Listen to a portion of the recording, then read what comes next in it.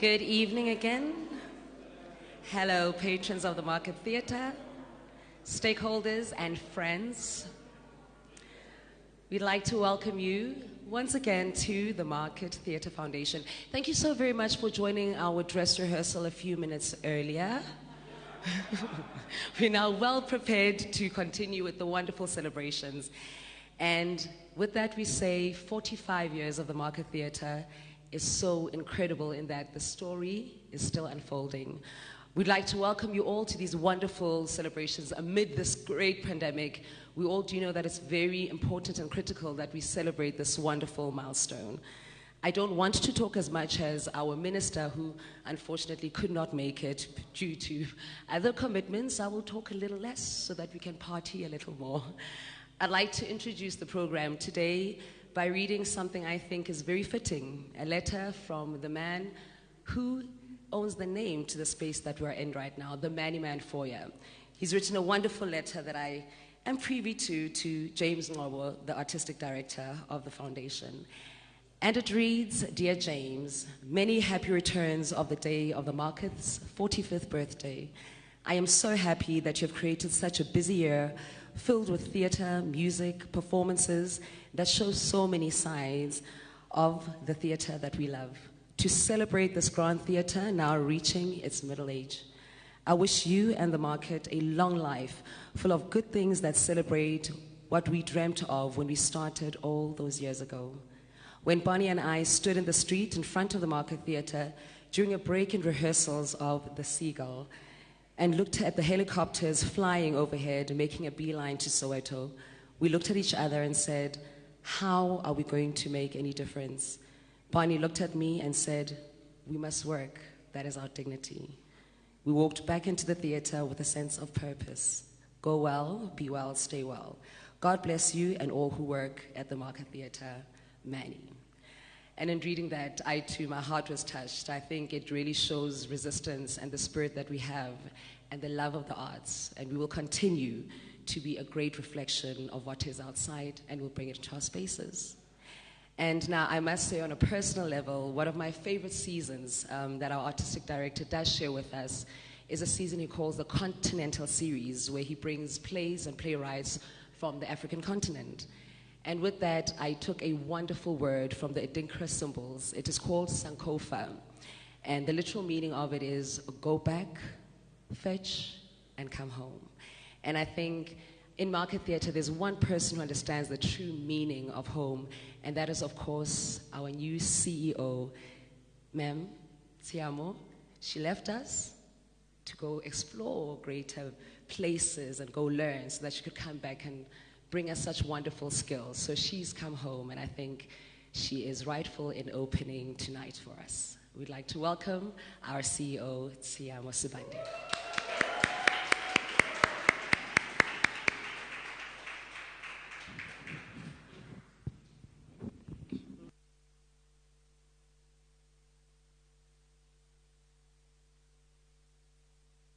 Thank you. Good evening, ladies and gentlemen, colleagues, everybody. Thank you for joining us.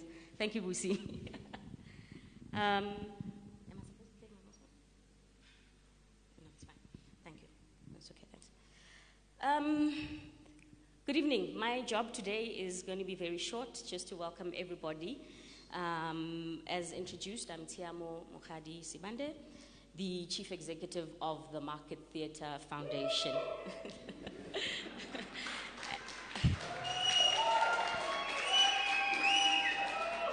Thank you. I'm very pleased to welcome all of you here today, everyone here physically as well as the streaming guys. Welcome. Thank you for joining us. I think we're streaming live on our Facebook page. Before we get started, I'd like to acknowledge the following stakeholders present here with us. The Chairperson of Council, Mr. Phil Molefe, who's just joined us in April this year, along with his new members of Council, some joining online, others here with us present, Mr. Mandla Mbotwe, Sis Andiswa Vigilahle, and I've also like to welcome former Council members also in our presence, Mr. Brooks Spector, I saw Mr. Sershan Naidu, and am I missing somebody? I think that's everybody. Then external stakeholders and partners who continue to support us, our former Artistics Director, Professor Malcolm Perky, Dr. Sbongiseni Mkhize, who used to be the Market Theatre CEO and is currently at the State Theatre, Mr. Aubrey Sikhabi, the Artistic Director at the State Theatre, as well as Ms. Geraldine Remnant, a representative from the Flanders. Welcome. Distinguished guests, thank you for braving the pandemic and being here to celebrate with us. Our Artistic Director, James Ngcobo, our CFO, Mrs. Christine McDonald, management, as well as staff who put in their blood, sweat, and tears to make this happen today. Thank you and welcome to you all. So, quickly, today marks 45 years since the story started unfolding and the Market Theatre set on its path to become one of South Africa's leading performing arts institutions. Although today is the party, we will be celebrating the birthday for the rest of the year, thanks to our artistic director, James Ngcobo, and the team he works with. He's currently backstage preparing for the main event, so I think you'll see him afterwards. We're grateful for your continued shared passion, not only in celebrating this institution's achievements and contributions to the sector over the past 45 years, but your continued work with us in our continued efforts to contribute to the sector during these difficult pandemic times. Well, I think I'm going to cut it short, give some people some time to speak so that I don't take up all the time. But please remember to keep a safe social distance. Sanitize as you go. We've got sanitizing stations. And wear your mask correctly over your nose and mouth. Thank you once again for gracing us with your presence, and hope you enjoy today's proceedings. Thank you.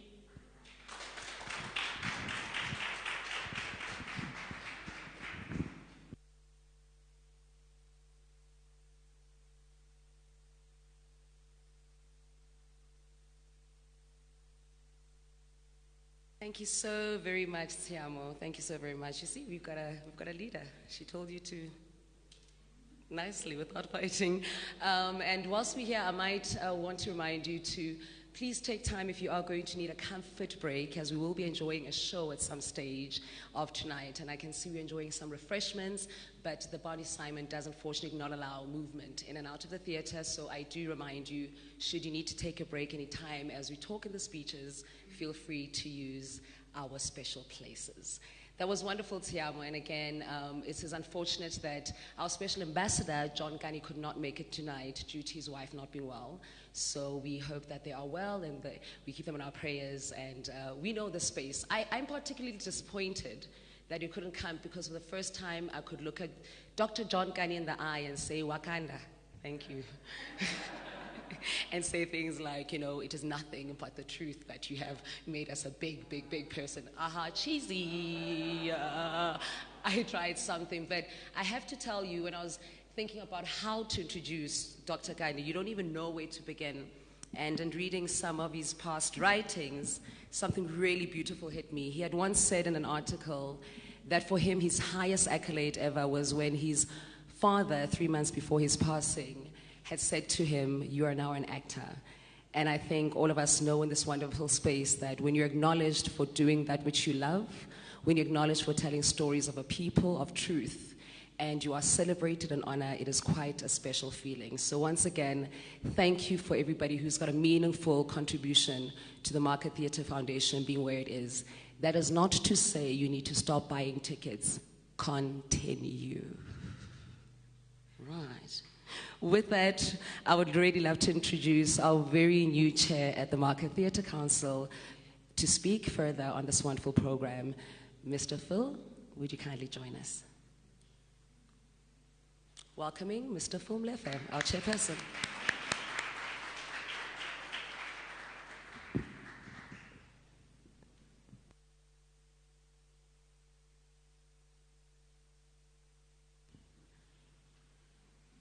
Thank you, Bulelwa, the program director.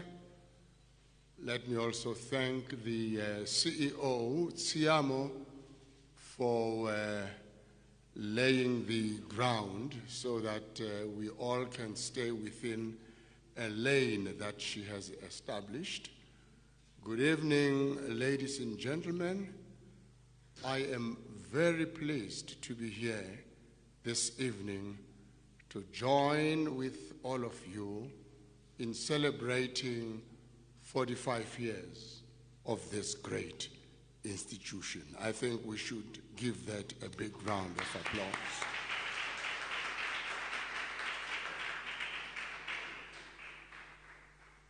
This is my maiden address as chairperson of the Market Theatre Foundation.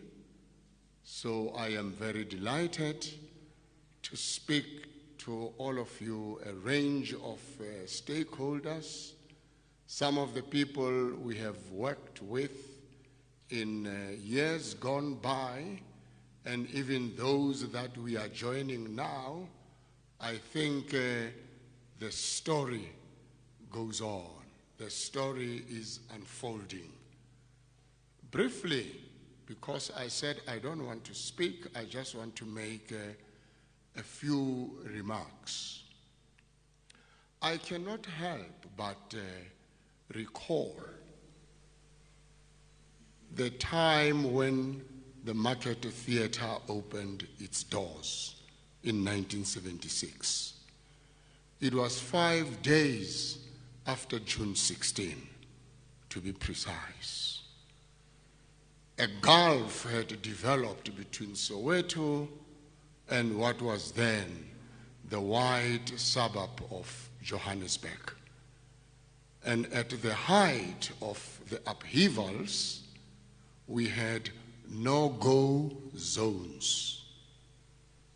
It had been the desire of many to come and witness this great occasion when the Market Theatre opened its doors. But because of the unannounced, undeclared curfews, because we had a regime that passed a law now with a retrospective effect, we could not venture out. The beauty is, a few months later in October, another production took place at the Market Theatre. And I was one of the very, very first people to come through from the townships to have that wonderful pleasure of enjoying real theatre and good production. Because in Soweto, our theatre was the DOCC Hall and AA2 Community Hall. These were not theatres by whatever stretch of the imagination, but we had good productions. The father of, as he was called, of Township Theatre, Gibson Kente, kept us really busy. And now with 1976, with Athol Fugard and all other great minds of theatre joining hands, we really began to have a good time of cultural exposure in our country. And I would like to doff my hat to the two men who had the vision of starting this great institution, Barney Simon and Manny Menim. They were so resilient and determined to make sure that South Africa integrated on another level. This institution started as an anti-racist theatre, as an anti-apartheid site of struggle. Even the productions that were shown here were deliberately designed and conceived to tell the story of the time. You would always go away from the Market Theatre immensely inspired and feel like taking it to the streets and toi. So that was the mood. That is what this foundation gave birth to. It's a long story, but it's 45 years of an illustrious and rich history that we would like to see properly captured. I made this remark in our inaugural meeting as the new council of the Market Theatre, that people like Bruce have laid the foundation. Now it is our role to take this to greater heights. And I can see the challenge before us as council of the Market Theatre Foundation and management, the executive and staff. Our challenge is to take this institution to greater heights. I'm looking 20 years, 30 years, 40 years down the line when this institution, the Market Theatre, would become the cultural center for South Africa, for Africa, and indeed the diaspora. This must become the melting point.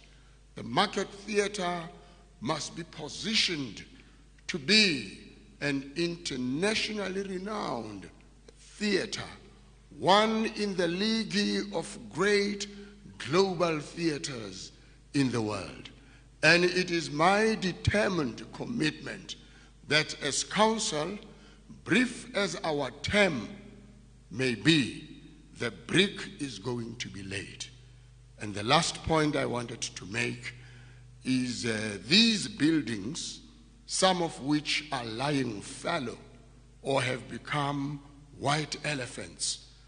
I mentioned it to council that we must revive this precinct. It must become alive again. I remember writing an article years back for the Weekly Mail when the Yard of Ale was closed down. I wrote a periscope piece which I called The Lamentation of the Yard of Ale. Of course, I lamented the closure for my own nefarious reasons, because that's where we used to have our sundowners. But we would like to see this place come alive again. The grammar doulas, all the institutions over and above other established operations such as the photo lab and so on. And to achieve this, we aim to engage our shareholder, to engage a range of our stakeholders, business partners, to engage embassies in Africa and internationally, to say, here is the cultural hub of South Africa. Will you please come in and support us to transform this place or to take it even to greater heights, so that all of us will know that the Market Theatre is a home away from home. It was good to see Malcolm Pecky as well, and a number of other people. These are people I hope we will engage and mobilize. Professor, you have done a remarkable work for this country, particularly in the field of the arts, and many of you that I have not mentioned. And this is an invitation I extend to all of you. Let us make the Market Theatre great again. It was built on tears, it was built on struggle, and it must become our celebration for a real South Africa. I thank you.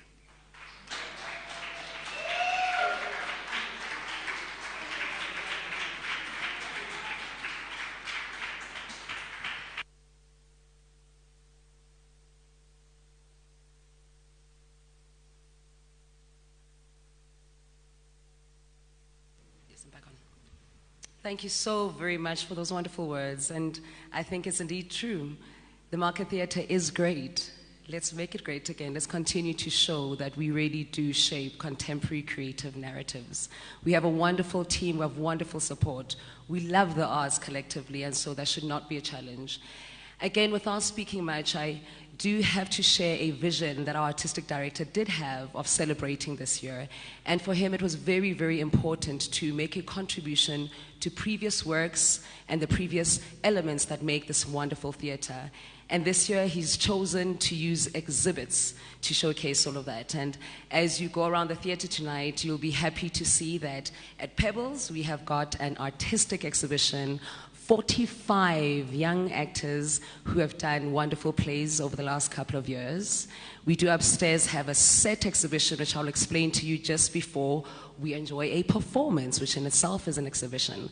But for now, whilst we are down here, before we take a little break and going up, I would like to introduce Brett Rubin, who has created this wonderful display at the bottom, and it showcases some of the buildings that echo the spirit, that echo the backdrop of what the Market Theatre is about. He's here to help you understand more his wonderful eye, and I do know you'll absolutely be pleased. Welcome, Brett Rubin.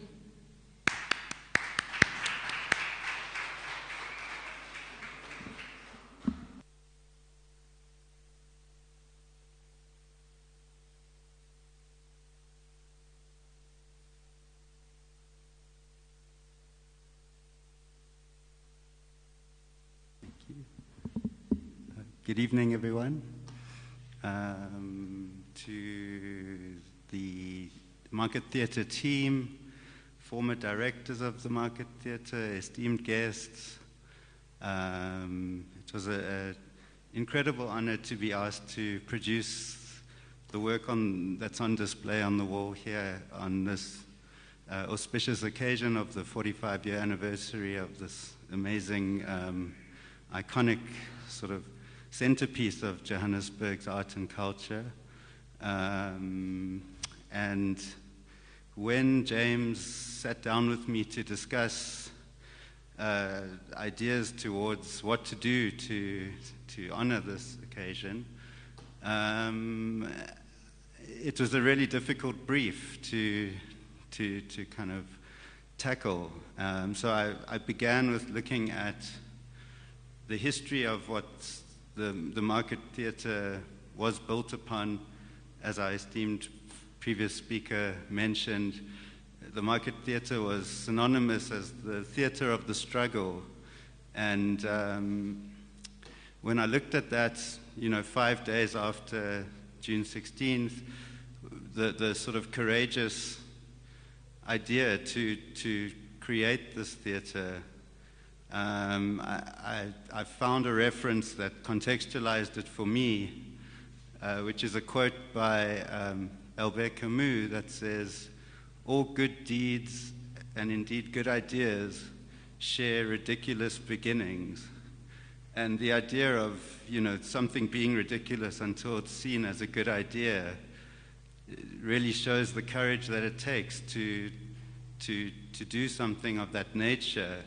So my approach to this work was to create a homage to the actual theatre and the brick and mortar of the space and all the history that's passed through its doors, all the larger-than-life characters, the stories, the narratives, the craft that's gone into creating the stellar reputation that the theatre holds to this day.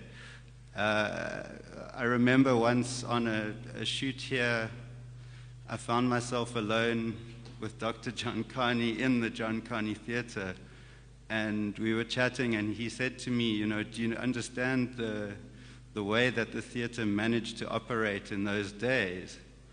And I said, no, I didn't. I'm surprised that it was allowed. And he said, well, because it was the old fruit market, there was still legislation in place that allowed for multiracial audiences or congregation as long as certain distance was kept. And it's fascinated me how that loophole allowed for this great sort of beacon of art and culture to exist in those dark times. And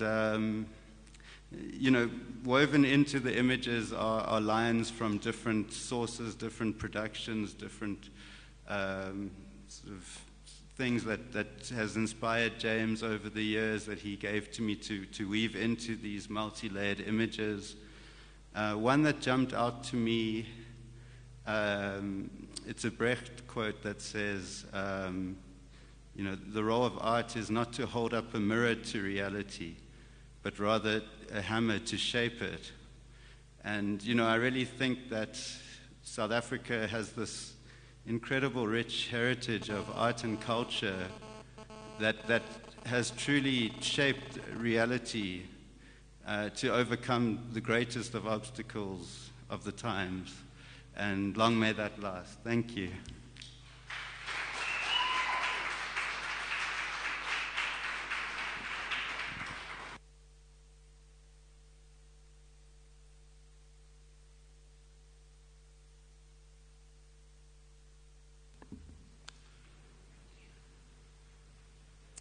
Thank you, Brett. So lovely to have you share your wonderful eye with us. Friends and guests, I think it would be okay for us to take a bit of a break, right?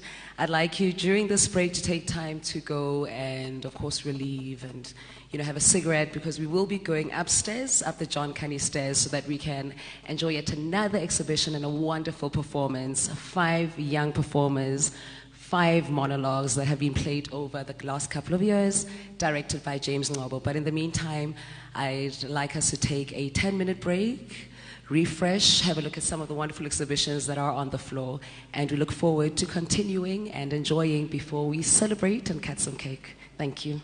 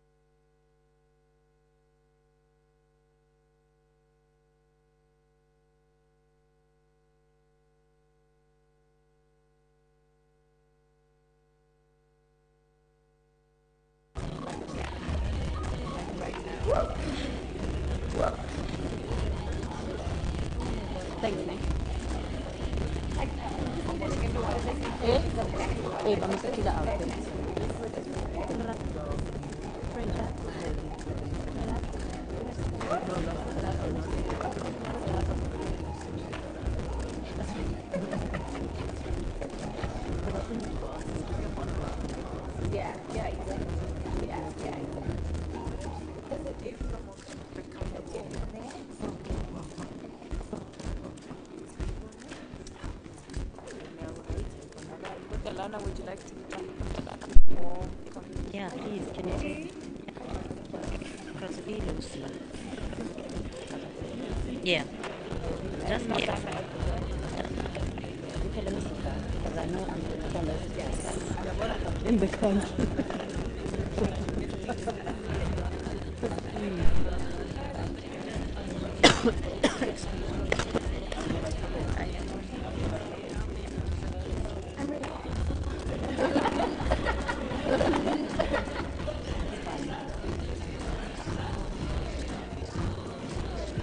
Riente.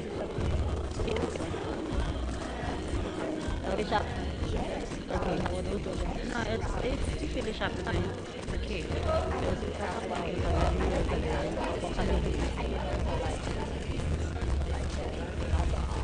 Headache. Salata.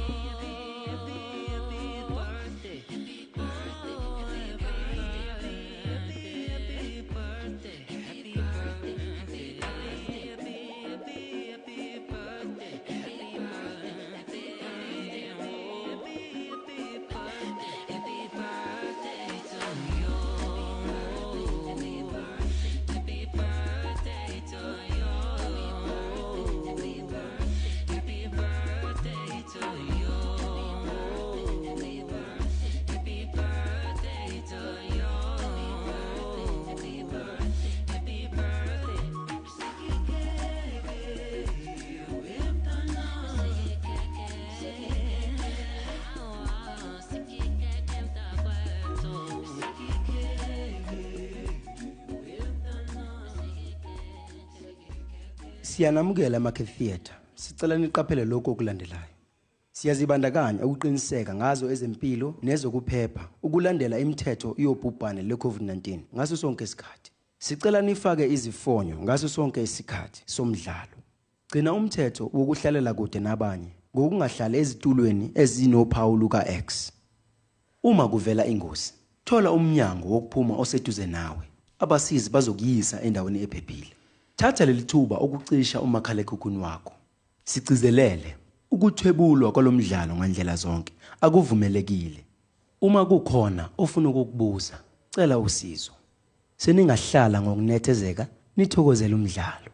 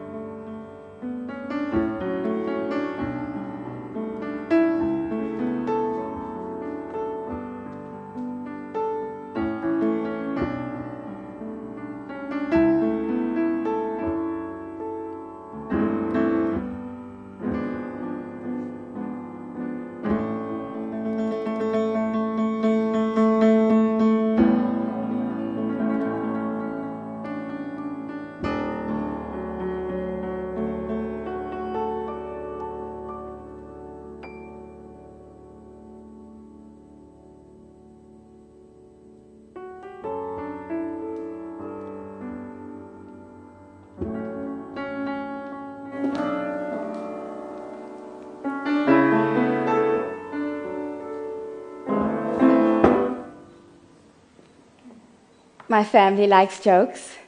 My mother especially really likes jokes. You tell her a joke and she'll laugh. Doesn't even have to be a good joke, you know? Any type of joke. You even just try to make her laugh and she'll laugh. She'll appreciate your efforts. Which is why being born with me as a child is the greatest tragedy of her life, because jokes, I don't know how to tell jokes. Or maybe I just don't understand jokes, or maybe I just understand them too much. Maybe I just don't like jokes. Why did the chicken cross the road? Everybody likes that one? Well, some people do. Me? I'm concerned with the chicken. Worried about the chicken because chickens should not be crossing roads. Have you ever seen dead chickens before? I've seen a few dead chickens on roads and they're not nice. Mainly though, when I see dead animals on the roads, they tend to be not chickens.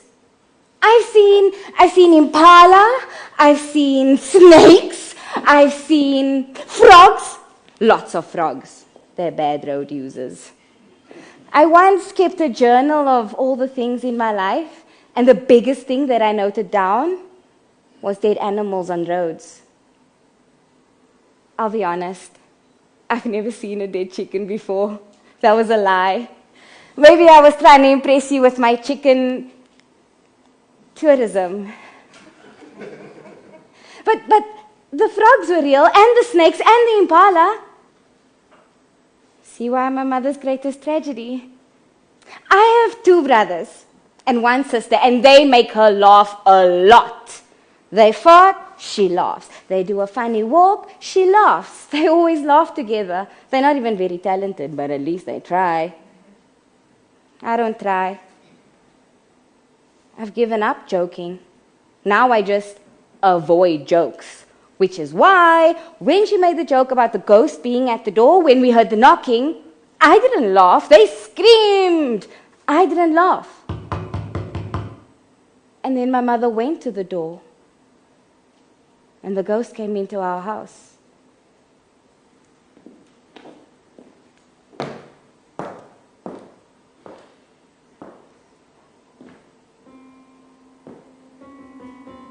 Only he wasn't a ghost.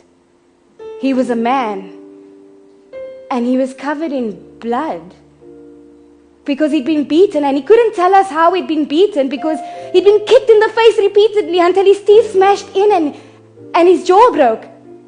And his head was like a football covered in blood.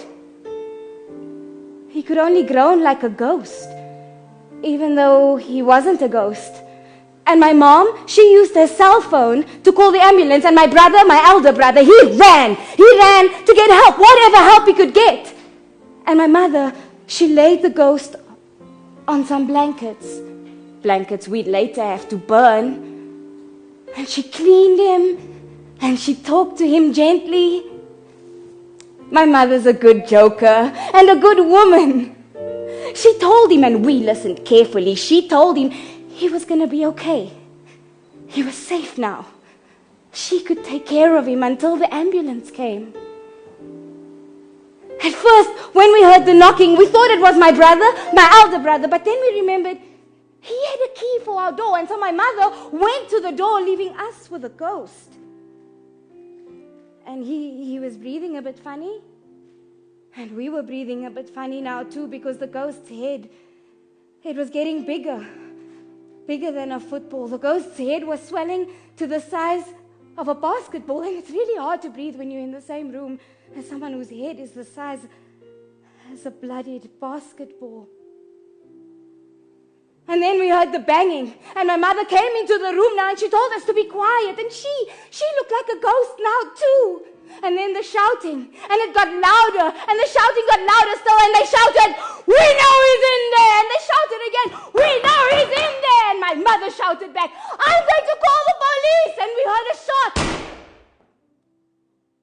A gunshot. You understand? And so my mother, she did call the police. And I was shaking now, and I was crying, and she said, "Malatsi, don't cry. Don't cry, Malatsi." And I said to her, I couldn't help it. And she said, "I know you can't help it. It's perfectly normal. But maybe, instead of crying, maybe you could smile. Maybe instead of crying, you could joke." And I knew that was a terrible idea. And then there was another shot. And as the shots came, the men gathered, and as they gathered, my mother told us jokes. You know, any joke, just anything she had in her mind, because she was scared now too, and she was taking care of the ghost and taking care of us, and the shots came, and as they came, she told us joke after joke after joke after joke, just anything, you know. She knew a lot of jokes, not even good ones, but I didn't laugh because I don't like jokes. But I like my mother telling me jokes.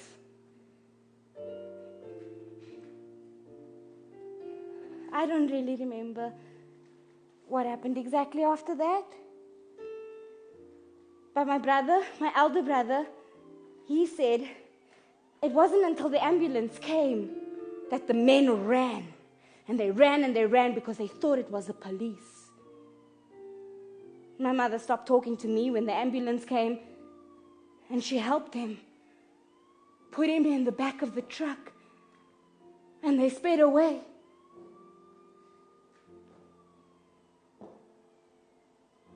The ambulance took our ghost. He didn't live. No. As it turns out, he didn't live. And that was the day I'll never forget.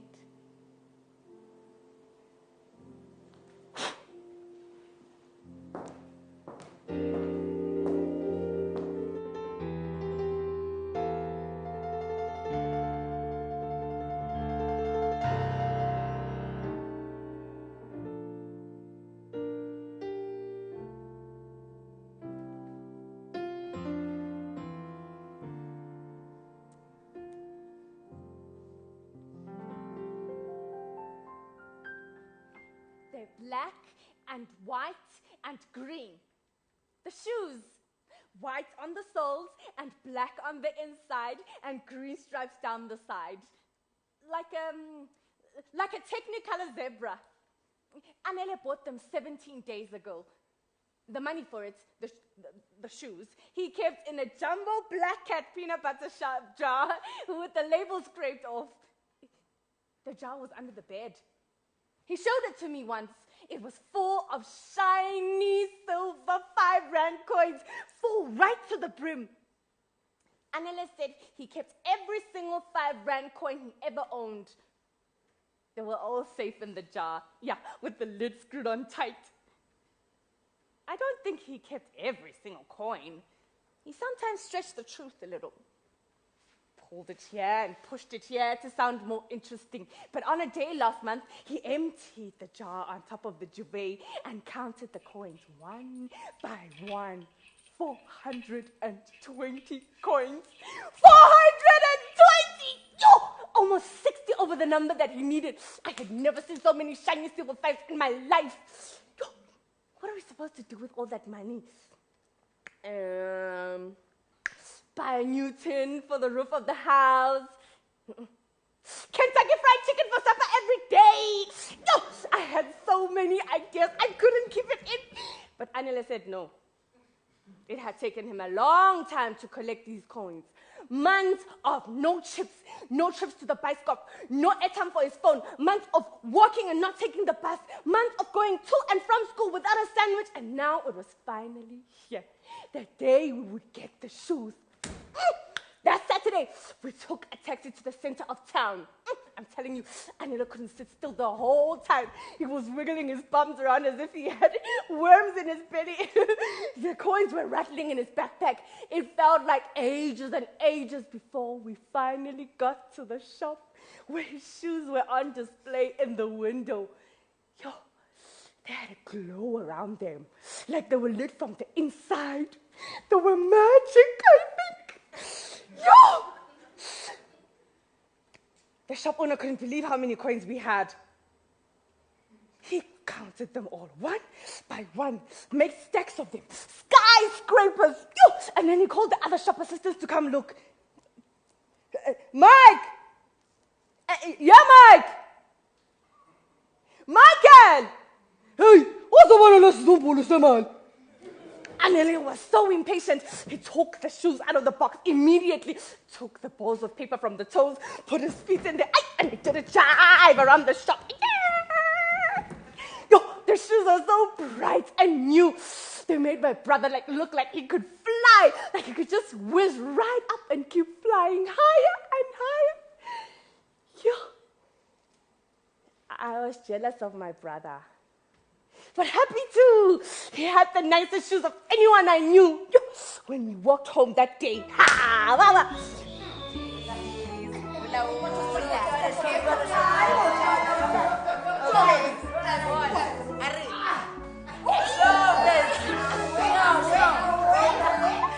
It was as if I had new shoes myself, not these old toughies with the black scraped off.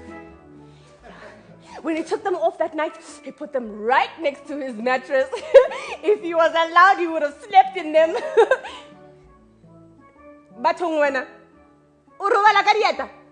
Only a fool wears running shoes to bed. But that didn't stop Anele though. He wore them to breakfast, to school, to soccer practice, to the corner shop and back, to the bathroom, the kitchen. For 2 weeks, I thought he would never take those shoes off.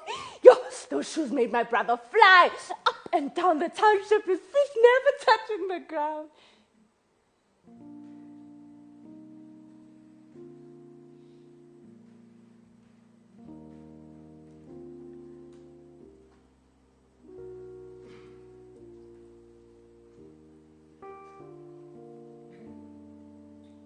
When they told us about Anele,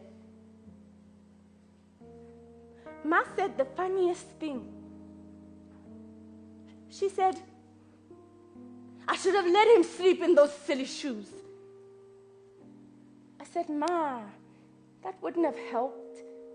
What difference would it have made if you had let him sleep in the shoes? She said, Maybe he wouldn't have worn them so much outside the house and this whole thing would be different. Maybe those men wouldn't have seen him wearing them so much, for one thing. They wouldn't have followed him to Food World where I had sent him to buy a tin of baked beans. They wouldn't have waited outside for him to come out and followed him home just when the sun was setting behind the mountain. Maybe they wouldn't have told him to take off your shoes and hand them over. Those things that he bought with his coins from sweets and sandwiches and walking. Right there in the twilight, dusty township streets, they wouldn't have taken the one thing that he owned. If only Ma would have let him sleep in them. The police say Anela shouldn't have fought. I mean, he should have just taken them off and handed them over and run home, like toes exposed, feet to the ground, feet to the gravel, and just save his own life. They investigated but couldn't find who took Anela's shoes, so they left it as unsolved. They couldn't find who took Anela, so they called it natural causes. I saw Anela's shoes a few weeks ago. Not on his feet though, on someone else's. A man whose face I didn't know. Not a warm face like my brother. A stranger. Angles and scars. He was outside a shebeen, head back, laughing. The shoes caught the light and glinted. A technicolor zebra, black and white and green.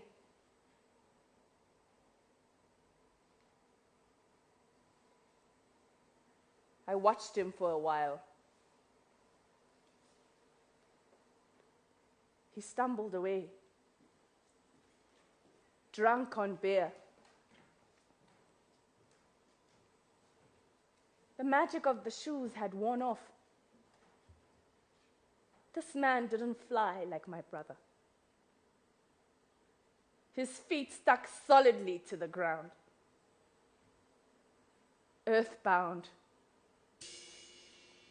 ordinary.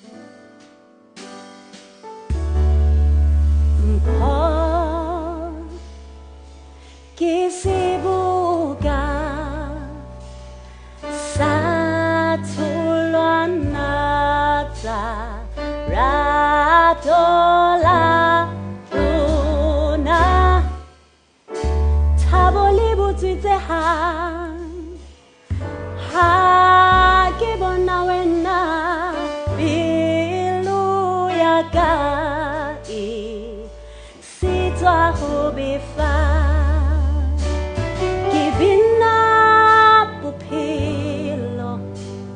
Kibina lirato, kibina hoto, dasi atabo, kibina la tabo, kibina la mata, kibina la sulo.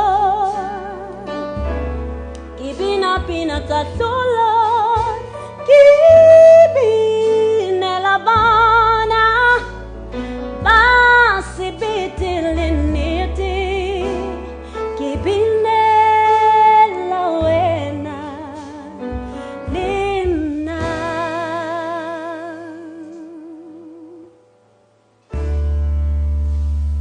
Mpomo sango fitla di pororo tatabula.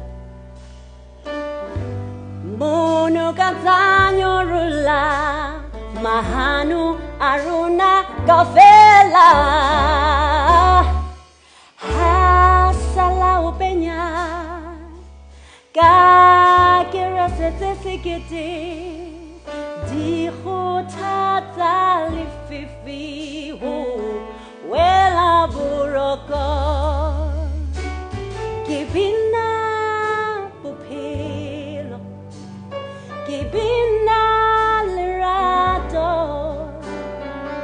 ke bina kgotso da seathebo ke bina lethabo ke bina la matla ke bina la tlolo ke bina pina tsa tlolo ke bina la bana ba sebete le nnete ke bina la wena le nna.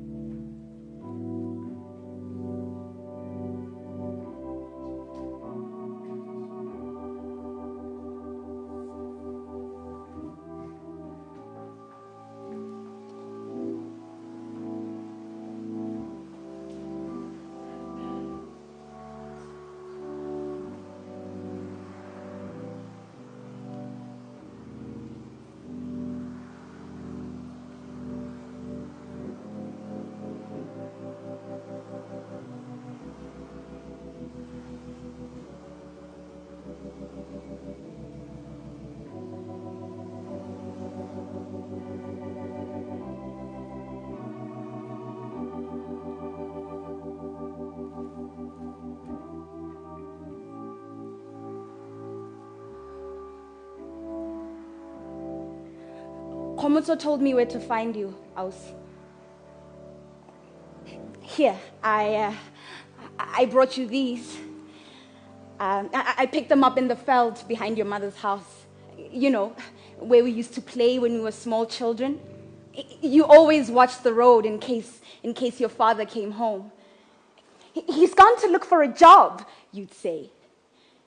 Even though he left when you were just a baby. Sometimes, you and your mother would come to our door for bread or potatoes when there wasn't enough. Survived all those years with no father or husband providing. He's coming back when he finds employment, your mother would tell mine each time. But when you would leave, that's men, Mama would say to me and my brothers. Can't help themselves. He must have found himself another woman. You know, I envied your home with no father in it. On the mornings when Mama made breakfast with trembling hands and a bruised face. Can't help himself, she whispers. Her eyes swollen shut, fingers broken. You know, we were all boys in the house, but angry at her when he broke her. I don't know why it's like that, we talk. You know, everyone used to call you your mother's little shadow. You cleaned the house every day, worked so hard on your homework just to show her you were worth her troubles. But that night, remember? Your mother's face like a cracked plate when she came home, filled with drink. It only happened once on New Year's Eve.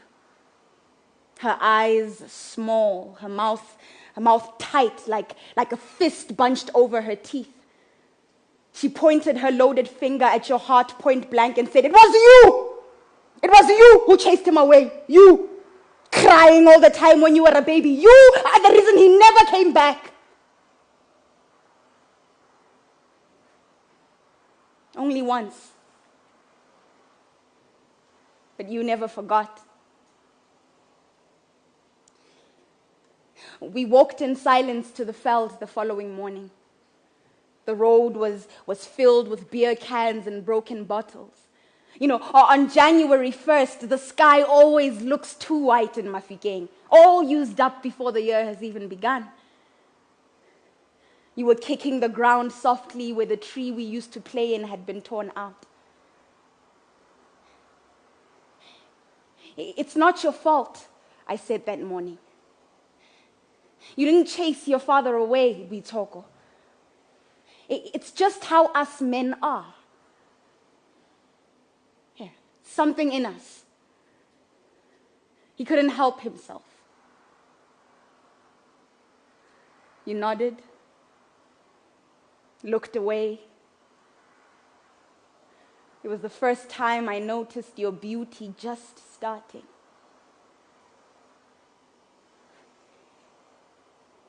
I was frightened. I never told you. I think I was 15 when we said goodbye. Mata! Mata! You made me say it so many times the day we left Klerksdorp for Joburg with my family.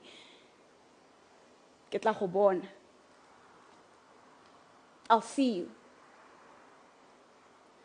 We said it because you insisted.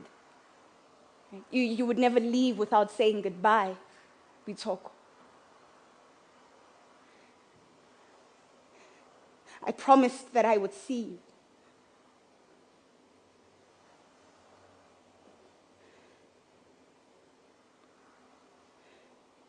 Your mother found you on the kitchen floor. You didn't leave a note. It took you all day to die from the poison until the evening when she came home and found you dead. Where did she get it? I asked Bitoko. I asked Komoto. She was quiet. She was frightened. It's easy to get, she says.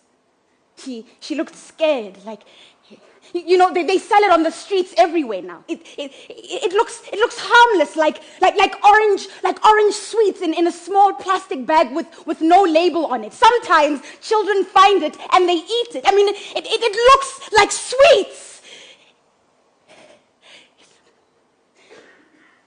It looks like sweets.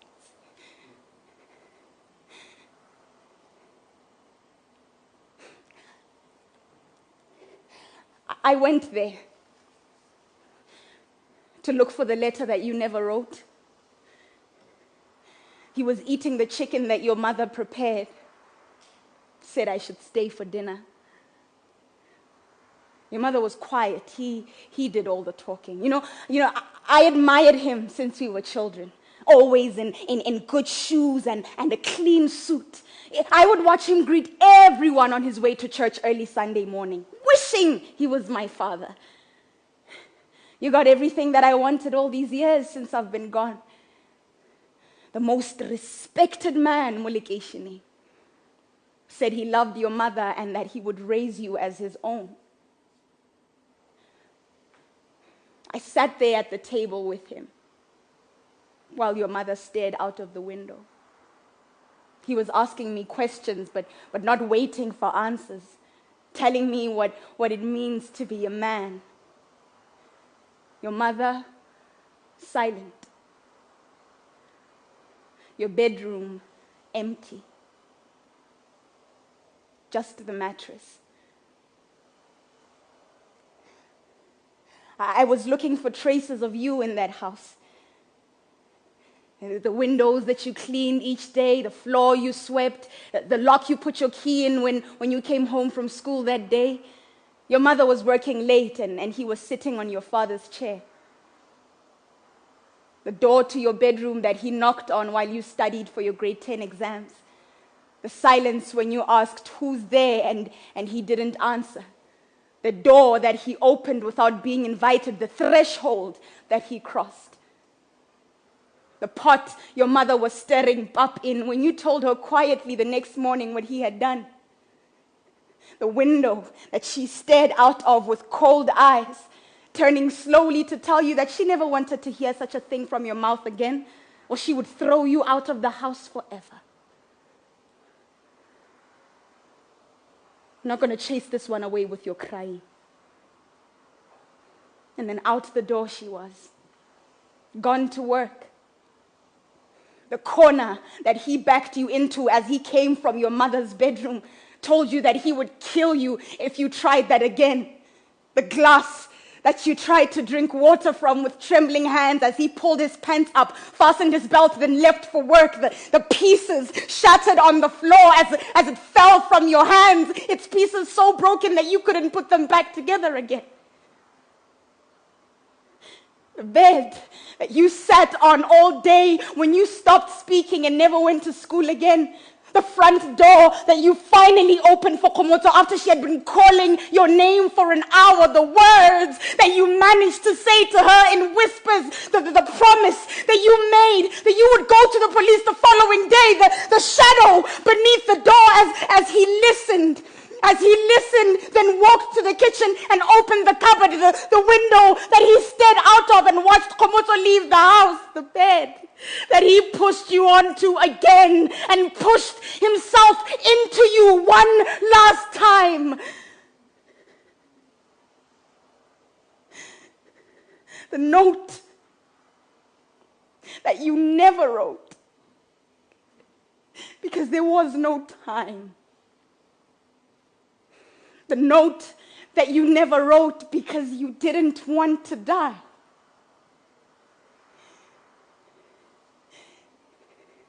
The kitchen floor that you lay on for hours, bleeding inside. You can get it on the street, Komoto told me.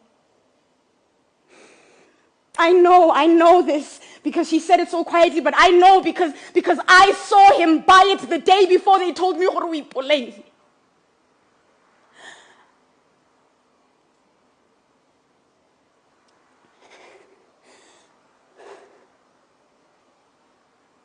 Remember that summer,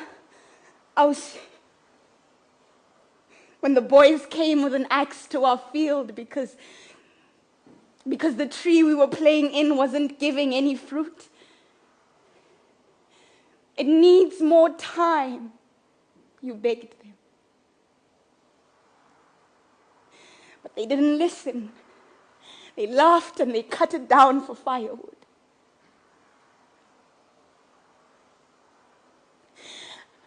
I can't sleep at night, Os. I remember many things.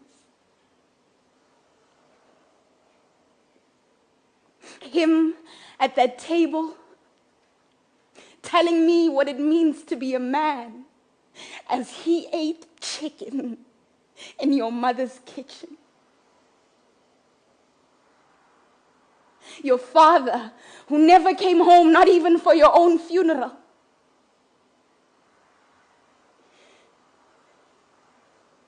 And they can't help themselves. My mother says, over the years, as she stirs the pot with broken fingers and swollen eyes, me and you in that field, the space between us where the tree used to be, where they cut it down before it was ready. First time I noticed your beauty. And I knew that I was becoming a man.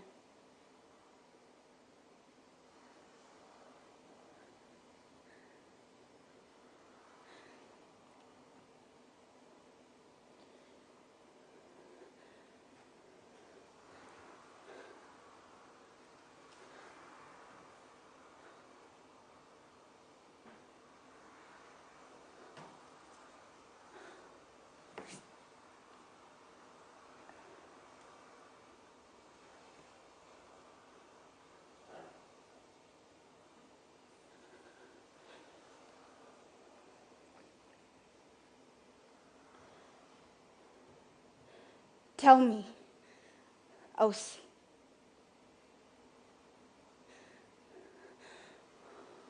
What do I do with this poison inside of me?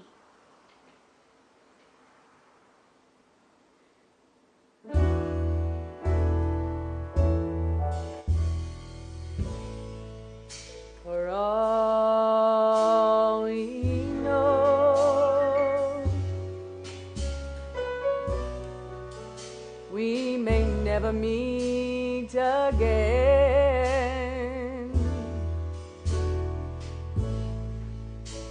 Before you go,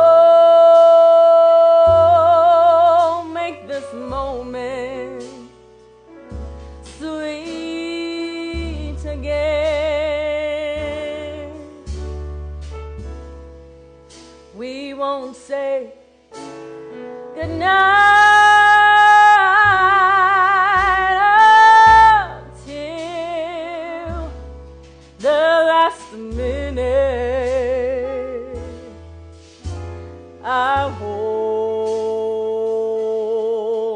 out my hand,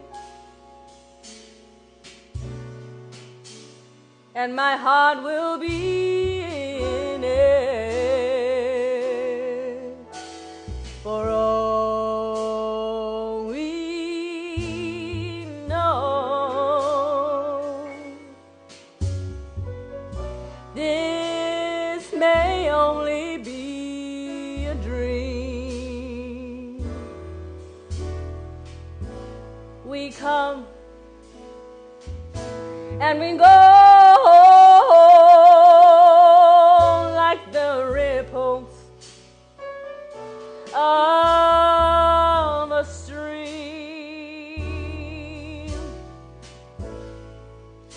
So love me tonight.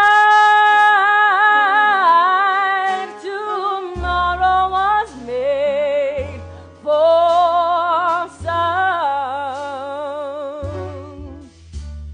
Tomorrow may never come. For all we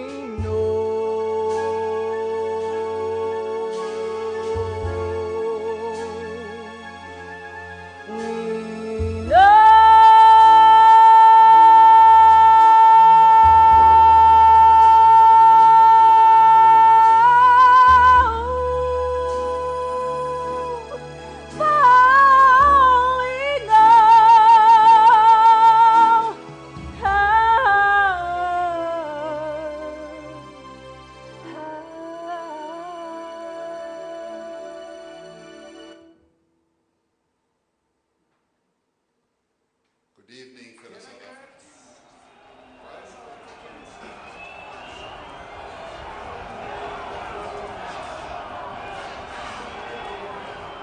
Wait!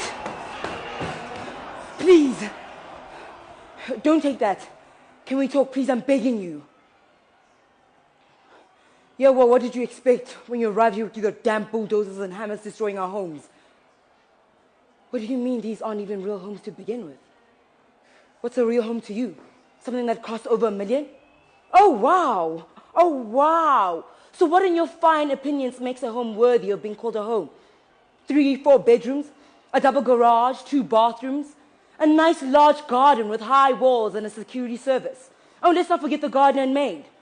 Is that what qualifies as a real home to you? Because I'm not taking my way, so just don't cut it. Yes? Oh, wow, really? It's clear you don't know which country you live in. You both have wild imaginations. How pathetic. You think it is up to you to decide what is good enough? Who gave you the right? Yes, and the funny thing is that I don't know you. But what I do know is that you yourself are one paycheck away from being in my situation. What if tomorrow your company gives your contract to someone else? You could be fired at any given time. Cheap labor is easy to find in this part of town. I doubt you even paid minimum wage. Have you been following the news, or are you too busy destroying people's lives at a time of crisis? Don't be surprised if you don't make it out of this COVID-19. The economy, and that is down. And you may go down with it. You'll be left jobless. Yes, then you'll be no better than me. Homeless, left to fend for yourself in a dump just like this. You what? You're just doing your job. Convene. You utini? Ha! You flatten houses like this, like anthills. I've seen the smug smiles on your faces. It gives you satisfaction to treat us like we are not human, all because we cannot afford to live in mansions. You have treated us like rubbish. Shots fired at pensioners, traumatized our children, and your excuse is that you're just doing your job. Ha! You are in this court orders. Court orders. You come here unashamed to terrorize with your court orders. Court orders of footman. Ikota leyo. Huh? Utina when Constitution. You cannot tell me about the Constitution. First of all, you know nothing about the Constitution. Otherwise, you would not be here trashing what is supposed to be our constitutional right to decent living. Or have you forgotten that part of the Constitution?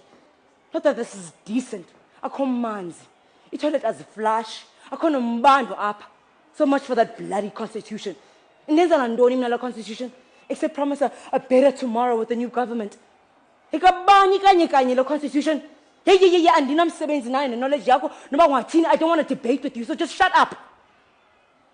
Well then, just as much as you don't care about this community that you spent your entire morning demolishing, I too could care less about the family you have to feed. You think your needs are more important than mine or anyone else here? Look at Gogo Malloy. Her home trashed. Furniture stolen. She was the only provider for her children and grandkids with the little pension money she gets. Did it occur to you that she too has a family to feed? Huh? She has suffered the worst of apartheid, and this damn government won't even dignify her with a safe and decent home. Not even in exchange for a vote, which, by the way, they are very happy to come collect every 5 years by insulting her with a bag of grocery and a T-shirt made in China. Excuse me for polluting you with our reality. As if you don't know. Or is it too easy to pretend that you just don't understand our situation because you're just following instructions? I am not ranting. I have every single right to express myself the way I see fit. Isn't that what your precious Constitution guarantees for us all? Or am I denied that right too because I cannot afford a real home? Huh? Oh, thank you. At least I'm allowed that much. Where are we supposed to go now? Huh? You people have literally taken the clothes off our backs. Government facilities. But what government facilities? No one from the government has come here to talk to us about it. How are we supposed to know when and how to get there? Are you even hearing what you're saying? The virus has changed things. They want to ensure our health and safety.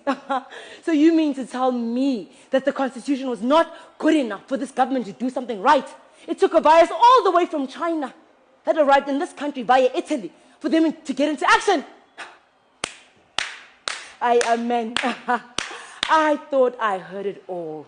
But this, no, this takes the cake. Years we voted for them, petitioned for better governance. And what do we get? You got that right. A pile of disrespect and heaps of broken promises. We bought you freedom. We will create jobs. We are a listening government. Amanda. Away to blah, blah, blah.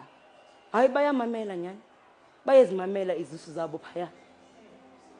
They listen to the wealthy who don't want us to living too close to them, devaluing their homes. They listen to those who've been listened to until it's time to put a cross on that ballot. Then they know exactly who to come to and listen to.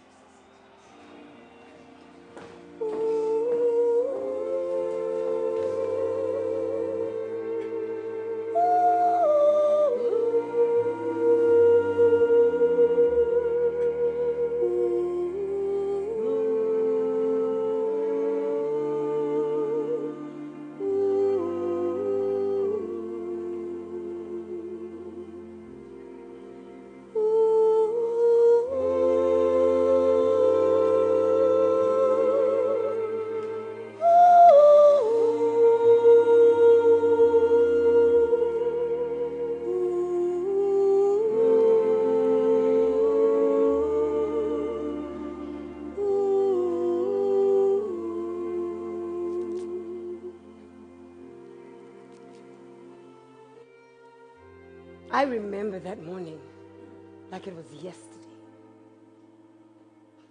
It was another morning. Nothing out of the ordinary. My husband woke up early. Me, the mother of a little boy, I was always awake. Within an hour he was gone and I was left with my little Rutendo. That was my life those days. Rutendo. Mukona Mawanga. A boy who had the most beautiful little face and the quickest little legs. He was always running.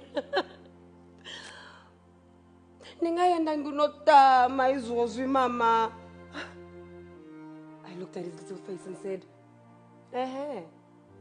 Gutanga, iwe unafanera kuwenda kunotora juzi. He lifted his little arm and said, I have a jersey, Mama. You go play where Mama can see you. Wanzwa? He nodded.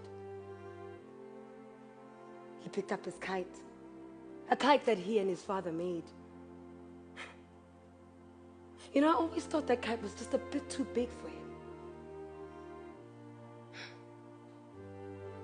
I kissed him. He laughed. And there goes those legs again, running, this time for the gate. He just ran. I went back into the house, got on with my cooking, cleaning, washing, ironing, hoping, praying. You know, it's such difficult days. I'm always with prayer.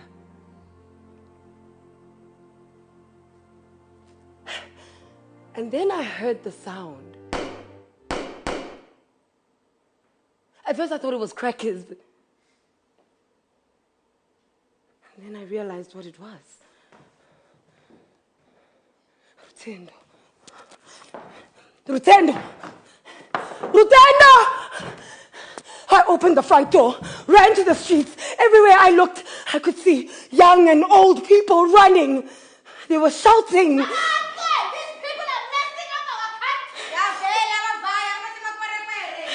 A sweaty man runs past me. The word foreigner shoots out of his mouth like bullets.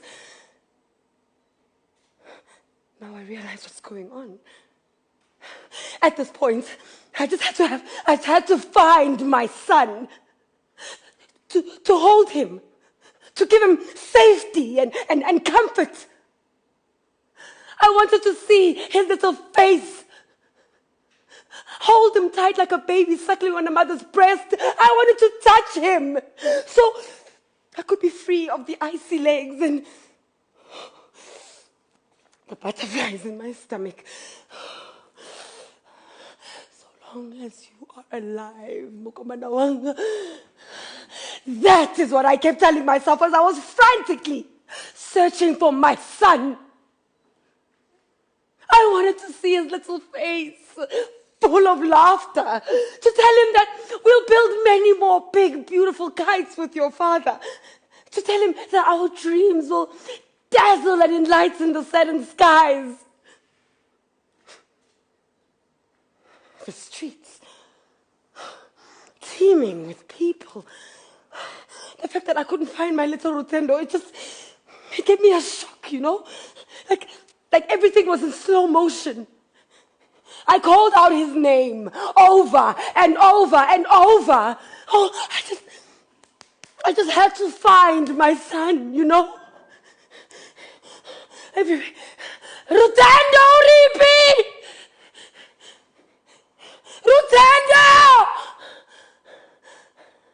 When I heard the gunshots, I called out his name once again. I looked at the spot where he always sits, holding his kites, watching Dikeledi, Os Mohapi's daughter, playing her marbles. He used to love doing that.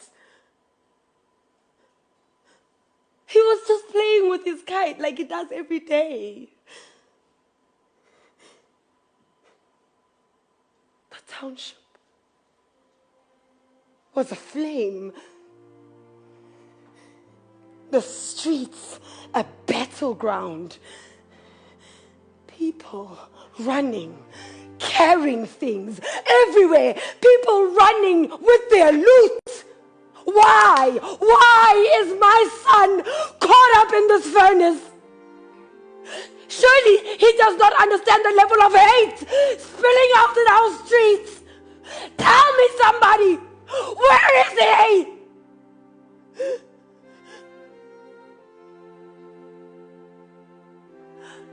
The silence is what I remember the most.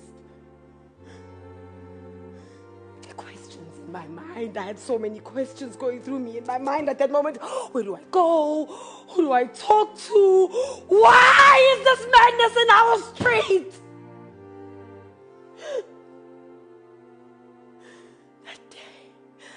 That day, they chased fellow Africans like animals.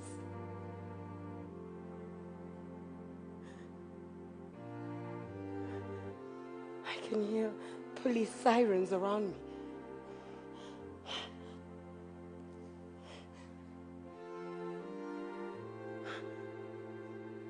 In the hazy distance, I can see him. I run. There he is, my boy, rising up to the fullness of his smile, coming back to his beloved mother. Oh! No, it's not him. That's not him. He must be hiding until all the gunfire subside. Rutendo! Rutendo! Toka kuna mama, Rutendo! Rutendo!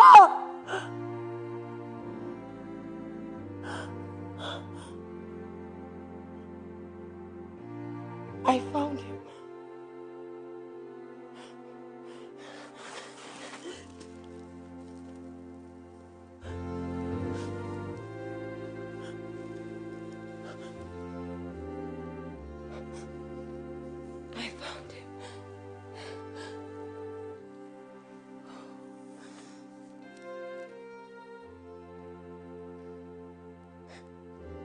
I found him lying in a ditch.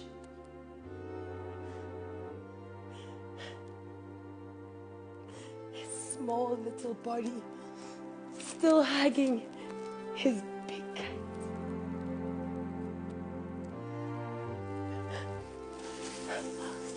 His quick little legs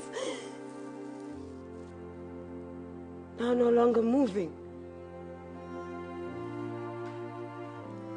I looked at him.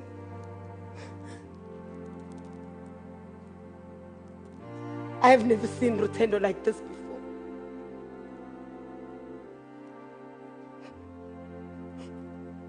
Kukumana kwako.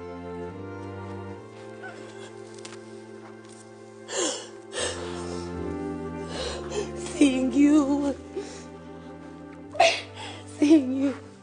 sitting there like that. I knew the wait was over.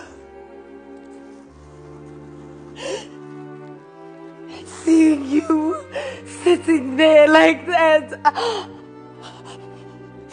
I felt estranged.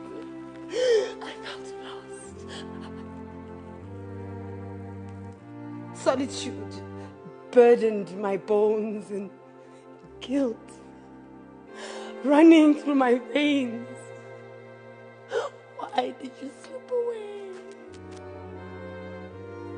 Why didn't I lock all the doors and the gates? Why?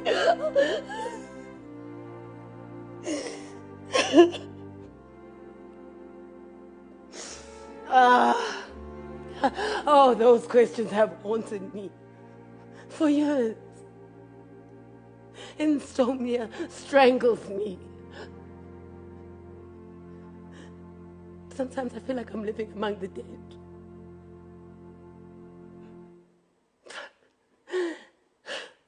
I had so many plans.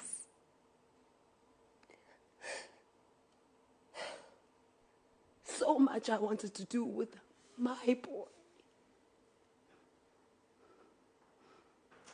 I want to see him. I want to kiss him, touch him, chase him around the yard just one more time.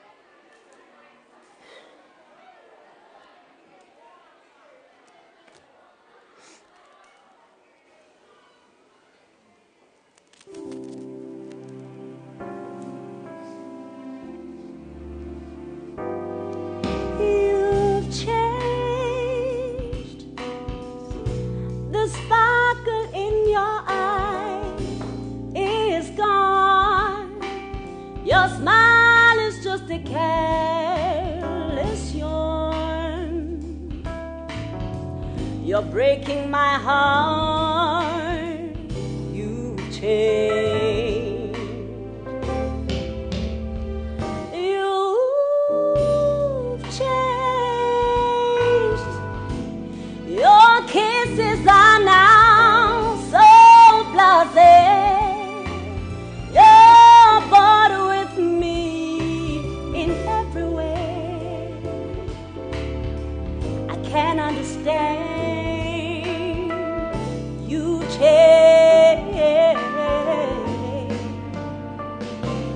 You've forgotten the words I love you. Each memory that we've shared, you ignore every step above you. Oh, I can't realize that you ever cared. You've changed. You're not the angel I once knew. No need to tell me that we through. It's all over now. You've changed.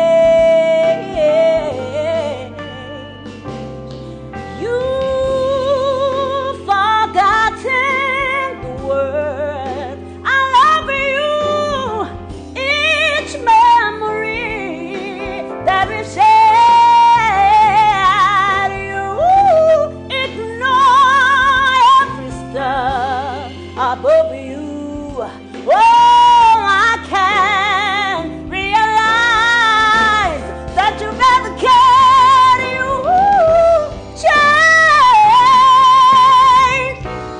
You're not the angel I once knew.